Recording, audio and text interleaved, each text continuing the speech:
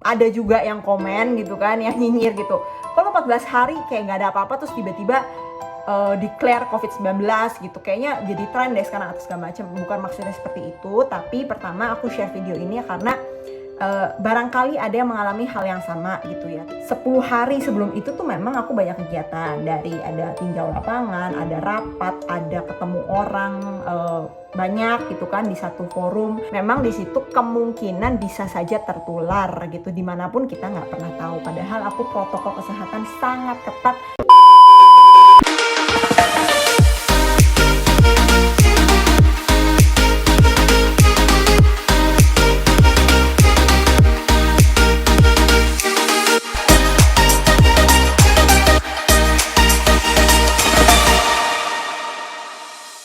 Hai guys, welcome back to the channel. Nah, di video kali ini aku ingin mengucapkan terima kasih untuk semuanya yang sudah mendoakan, juga sudah perhatian sama aku ya. Kemarin aku post video I'm positive COVID-19 dan sekarang aku sudah sudah dinyatakan negatif untuk kedua kalinya. Jadi kan 14 aku dinyatakan positif, 19 dinyatakan negatif waktu Januari, tapi I'm not sure. Jadi 14 hari aku isolasi mandiri.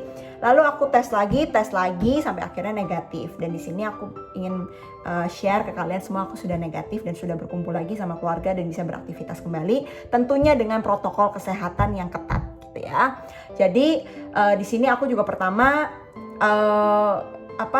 ada juga yang komen gitu kan, yang nyinyir gitu. Kalau 14 hari kayak nggak ada apa-apa terus tiba-tiba declare COVID-19 gitu. Kayaknya jadi tren deh sekarang atau segala macam. Bukan maksudnya seperti itu, tapi pertama aku share video ini karena barangkali ada yang mengalami hal yang sama gitu ya. Terus kedua, ingin mengingatkan juga orang-orang untuk tetap protokol kesehatan, karena gimana pun kita, apalagi anak-anak muda, bisa OTG orang tanpa gejala yang tidak sengaja kemungkinan kena, terus bisa menularkan orang-orang di rumah maupun di sekitar, apalagi yang sudah tua, yang kalau misalnya terkena atau terpapar COVID-19 itu akan sangat bahaya gitu ya. Terus juga sharing kemarin obatnya apa segala macam, dan banyak akhirnya yang DM gitu, apa sih Kak ini resepnya gini-gini.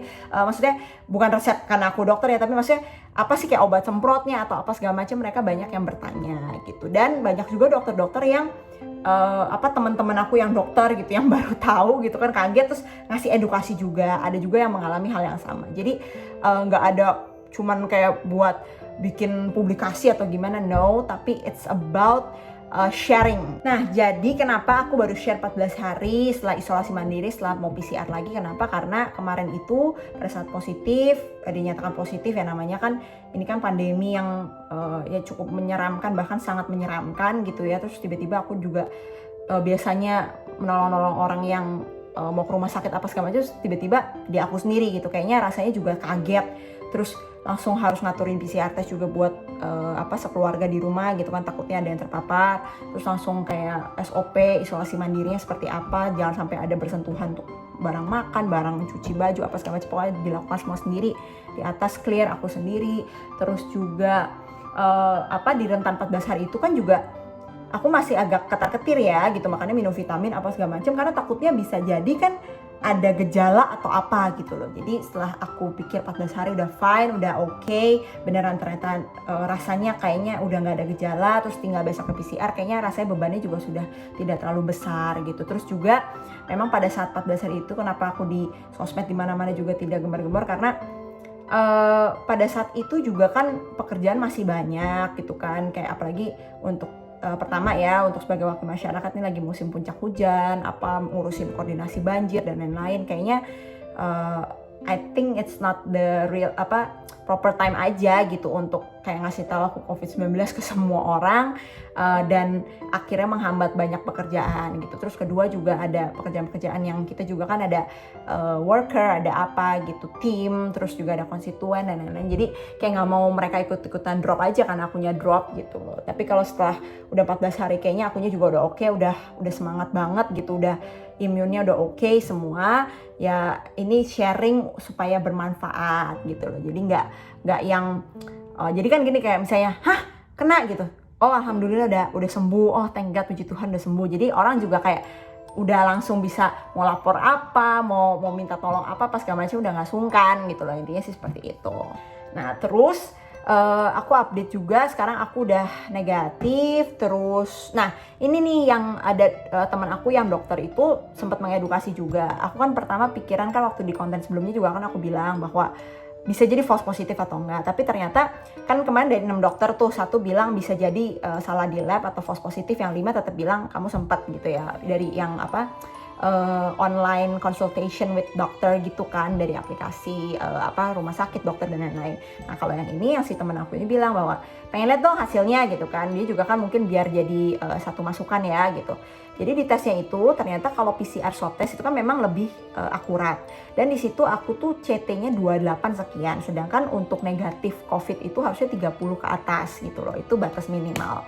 Nah jadi ketika aku dibilang positif, terus udah gitu di situnya 28, dia kayak mencocokkan gejala, terus kronologinya, terus sampai positif, terus sampai negatif. Jadi dia bilang bahwa ya kalau dari gejala sama hasil tesnya kayaknya kemungkinan tes lo kecampur atau tes lo punya orang jadi punya lo gitu kayaknya nggak mungkin, karena memang CT-nya nggak terlalu turun. Jadi ternyata yang masuk ke aku itu nggak terlalu infeksius gitu. Kayak misalnya kan itu batasnya 30, kalau misalnya orang tuh udah 15, 16 tuh ya sampai batuk-batuk, sesek itu yang sampai kayak gitu. Aku tuh thank God aku cuma sampai 28. Jadi memang dengan gejala yang ada sangat ringan, bahkan sampai kayak nggak ada gejala gitu. Terus udah gitu juga ditanyain kan lu kemana aja apa segala macam. Jadi memang pada saat itu terus terang sebelum tanggal 14 aku tes, memang kan tujuan aku tes tanggal 14 itu kan untuk satu pekerjaan yang berikutnya, terus juga untuk ngumpul di rumah gitu kan sama keluarga.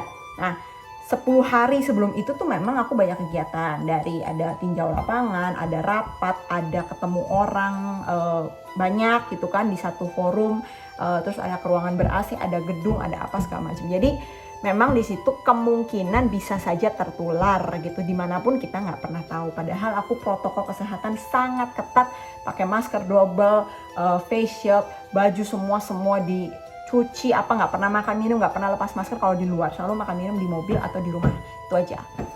Dan dia bilang bahwa ya memang berarti lo sempat positif, tapi pada saat tes itu sudah hampir negatif karena infeksinya tidak terlalu berat.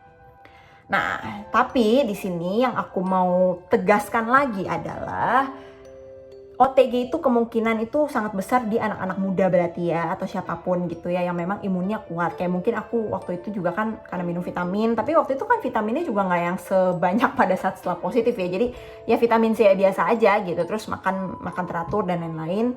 Terus nggak diet juga, makanya gue agak gembala ya sekarang.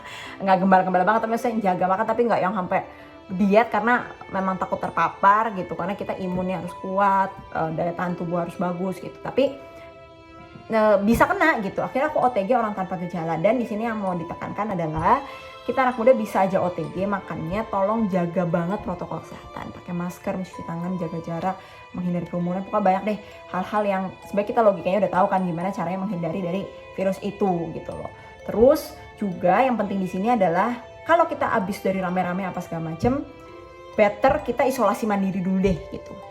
Karena takutnya kayak di rumah ada orang tua dan lain-lain, kita nggak sengaja, kita nggak tahu bahwa kita OTG, terus kita bisa nularin, dan mereka yang kena, kalau kitanya fine, mereka mungkin bisa sampai infeksius, bisa sampai sesak nafas, sampai batuk-batuk apa segala macam. Kebetulan juga ada kerabat sekarang yang lagi di ICU gitu ya.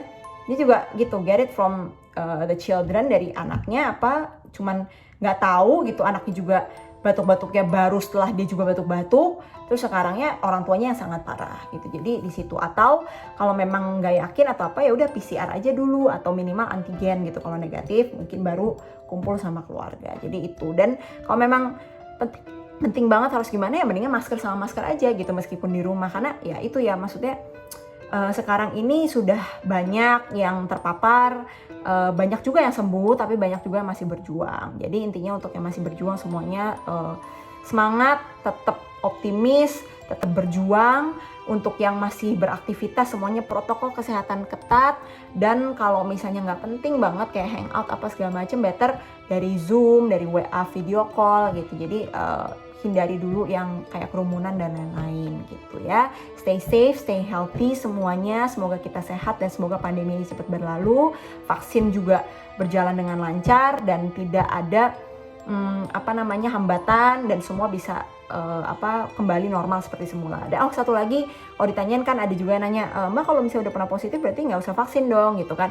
Kalau menurut dokter yang aku tanyain sih sebetulnya vaksin masih dibutuhkan untuk orang-orang yang COVID, tapi nggak butuh-butuh banget seperti orang-orang yang belum pernah kena COVID. Karena kalau udah pernah kena COVID ada antibodinya gitu. Makanya aku juga disarankan untuk serologi, jadi ngambil darah ada nggak sih sebenarnya antibodi COVID di tubuh aku gitu. Nah cuman diutamakan vaksin itu adalah untuk orang-orang yang belum pernah kena gitu. Jadi kan belum kenal sama si tubuhnya, belum kenal sama penyakit itu gitu. Tapi kalau misalnya mungkin udah berapa lama semuanya udah vaksin atau apa, kalau memang dibutuhkan, karena kan kemungkinan katanya orang yang positif bisa aja kena lagi gitu. Jadi tetap butuh vaksin tapi dahulukan yang belum pernah kena. So semuanya stay safe, stay healthy dan tetap semangat. Malang City Producer Club Remake.